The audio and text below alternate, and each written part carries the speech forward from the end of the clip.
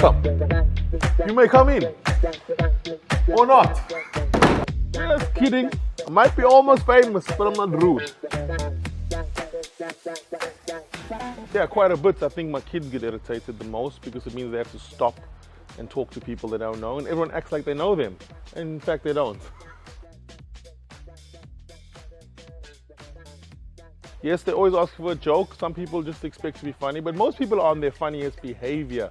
So usually it's funny for me, watching them be funny. It's difficult coming up with new jokes in an environment where you now live on TikTok and Facebook, because at one point we were the only people that brought jokes, but today everyone's got jokes and they just put them out there. Yeah, I've stolen a joke. I've stolen from my kids. In my house, my kids know that if they ever tell a joke and it's any good, I'm taking it because they're going to eat off it at some point. Yeah, people have stolen my jokes, but they don't usually just steal them. It's usually like rework. So you're like, is it mine or isn't it mine? You start questioning yourself. Nah, just let it go. Yeah, I once told a joke about my upbringing. My upbringing was a Christian upbringing, and it was about how my mother would smack us and quote the Bible. And people who were in the audience, one person who was a Christian, inboxed me later to say, "You're doing well as a comedian, but please leave the Bible out of it." But it was a true story. Probably the worst thing about being a comedian is thinking to yourself, do I have to be funny today? Because some days you just want to be yourself and chill at home and do nothing and be quiet. And boom, you need to have jokes. The best thing about being a comedian is that when you meet people, generally they're nice to you. Generally, because they think that you are looking for jokes or you're looking to be fun and you want to be entertained as much as they want you to be entertained. So you spend a lot of time with people on their best behavior. I was not the class clown. I'm actually quite a serious person when I'm off the stage. I do have jokes now and then at home, but I spend most of my time philosophizing and thinking about existential things.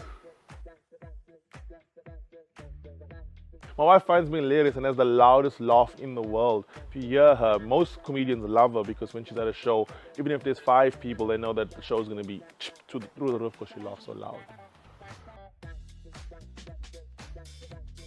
Well, mostly she travels with me, so that's fortunate. She's mostly online with her business and what she does. So if I say we gotta go away, she's more than happy to jump in and we drive away. So if we're on the ship, she's usually with me there for the whole contract.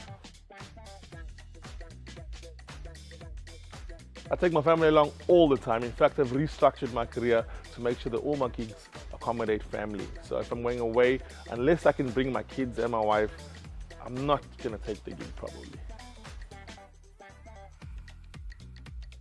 Absolutely love traveling locally. I think I had a very big run in 2018, 2019 where I did a world tour, and I'd say since the pandemic passed, I've kind of lost the appetite for international travel, mostly because it's quite expensive to travel with the family. But locally, as much as I can get on the road, I get with my family and we're on the road and we go.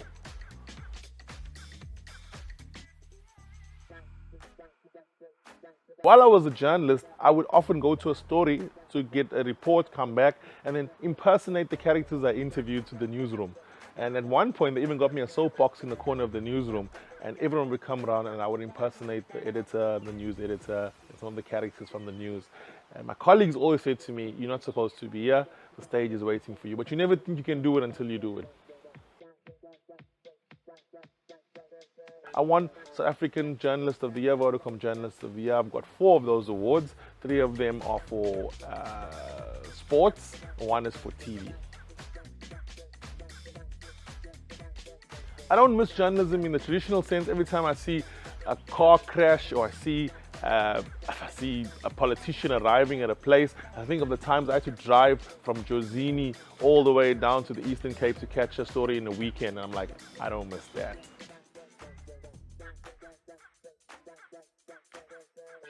Probably my most memorable experience was doing a piece on a blind MMA fighter who I'd known personally before he suffered meningitis and lost his sight. So in discussion with him, I'd done a piece on him when he was first coming up as an MMA fighter. And in conversation with a friend of mine who also fought in MMA, I asked him, how is Ronald Dlamini doing? And he said, well, I don't know if you know, but he's blind now. And out of that, I got this entire story about how Ronald had suffered meningitis, and during that process had lost his sight. But he persisted and still became an MMA fighter, training other people who are sight impaired to fight. I would love to go back into broadcasting on my own terms. I think the idea of being in a newsroom scares me a bit, and having someone shouting at me, telling me, where's this piece? But the idea of being maybe my own broadcaster, being on TV, doing a little piece, and putting it on YouTube or selling it independently, that's still very enticing.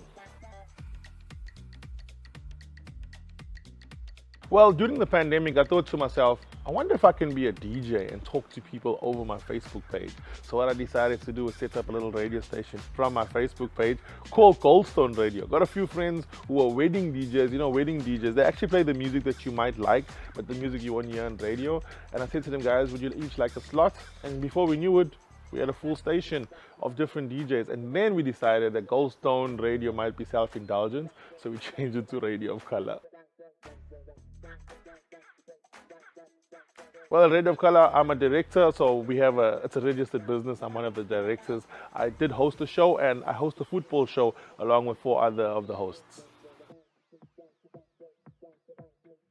There is a bit of advertising, so there is a bit of money, but a lot of guys do it because they just love the opportunity to have an outlet, to play music, to talk, to chat to people, and to connect. And yeah, some of them have got gigs off it, so there's money that kind of spills off from Radio of Color.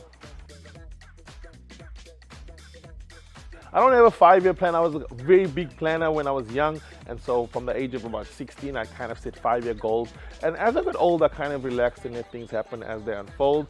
I just make things go as I feel. So if I feel this month I want to do a tour, I'll set that up, but no 5-year plan.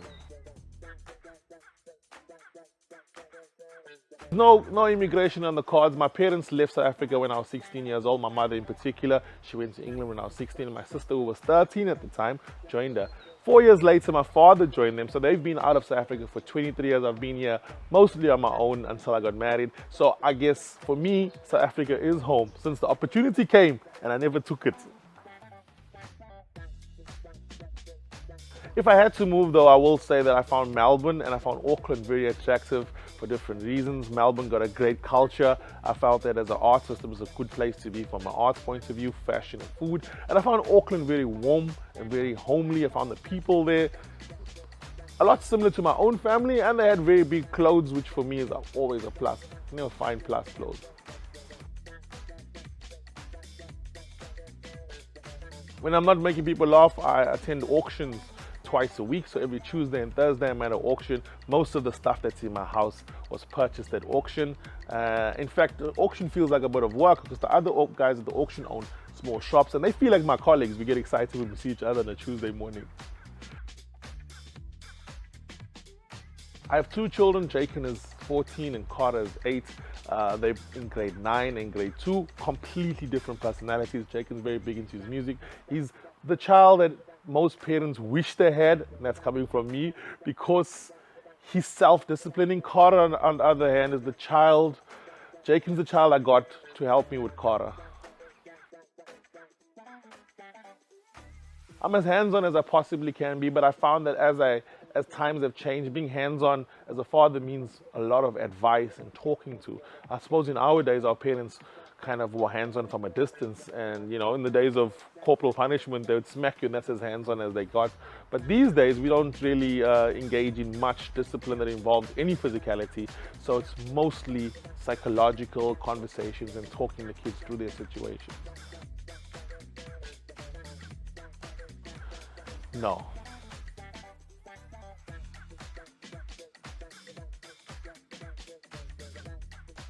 I've missed out on a few milestones, but every now and then I try to incorporate a milestone into what I'm doing. So when my son, for example, turned 10, I knew I was going to be away. So I structured the whole deal with the promoter so that for his 10th birthday, he could be with me in Dubai. So as much as I can, I try to incorporate the milestones into what's happening. always try to teach my children to be focused. I found that if you can be focused on one particular thing, you can achieve it. And I think in today with so many distractions, it's easy to be, I want to play hockey, I want to play soccer, I want to do well at academics, I want to do debating. And I found that if you can master one thing, you'll probably get more satisfaction out of that. Generally, I don't use swear words, but it's more of a personality thing. Growing up, I grew up in a very conservative Christian house. My parents never swore, so I never grew up with a swearing culture.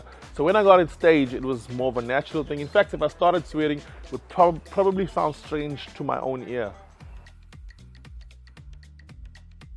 Material is mostly observational, so it's lived experiences. I live an experience and I retell it on stage. Some might not call it material, they might just call it recalling stories or storytelling. It is an easy topic for humor. I personally don't use it because it's so easy and because there's so much of it out there. I think that the authentic story that comes from your own experience lives longer online. I've bombed out on 2 occasions. Both occasions, it didn't occur to me that all the comedians before me only spoke Zulu. It's only when I got up and I started speaking that I realized the audience had come for a Zulu show. Coincidentally, both shows were organized by the same person. So after the first bomb, I'm not sure why he booked me for the second one, but I put it down to him, not me.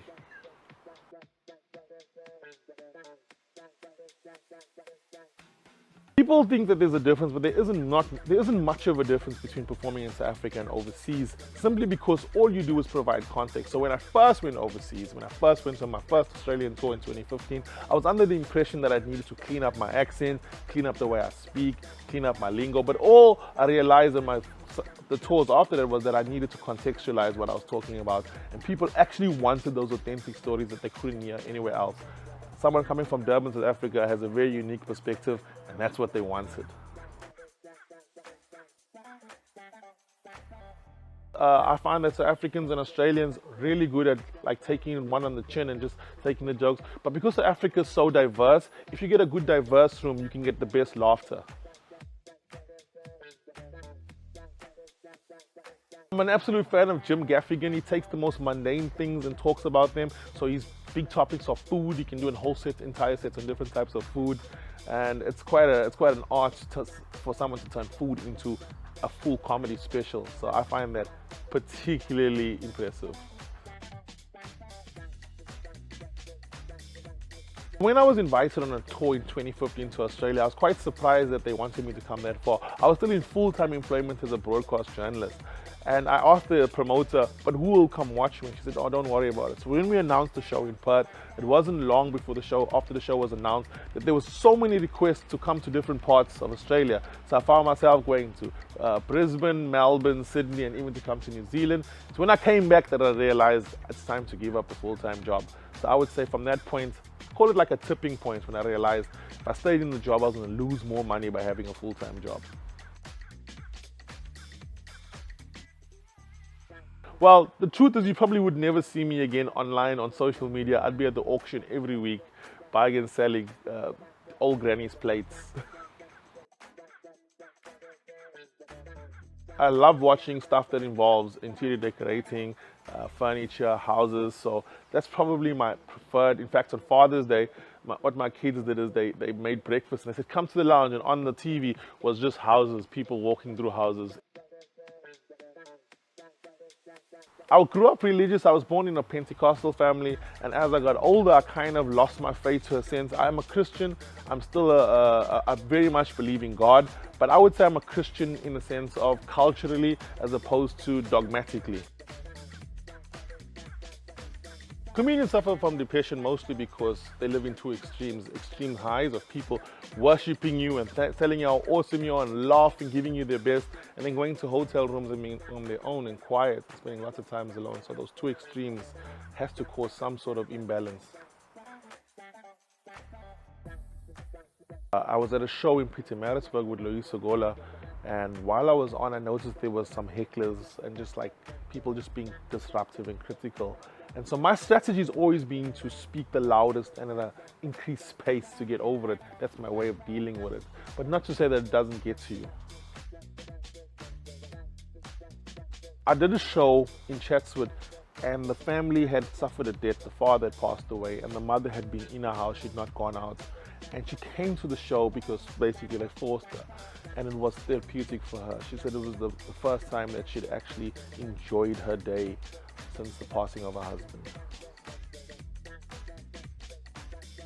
My favorite 80s song would probably be All Night Long by, is it Lionel Richie? I'm not sure what era Sam Cooke's Change Gonna Come was recorded, but that's probably my favorite song of all time. It might have been 80s or maybe 70s. My favorite quote is from Sam Cooke's song A Change Gonna Come, because I believe that everything's dynamic, and as bad as things are right now in your space, in your time, change gonna come. It's a joke that whenever I'm out and there's kids and they say, tell us a joke, I always tell them the same joke. I had two fish, and I named the one one and the other one two, so if one dies, I still got two.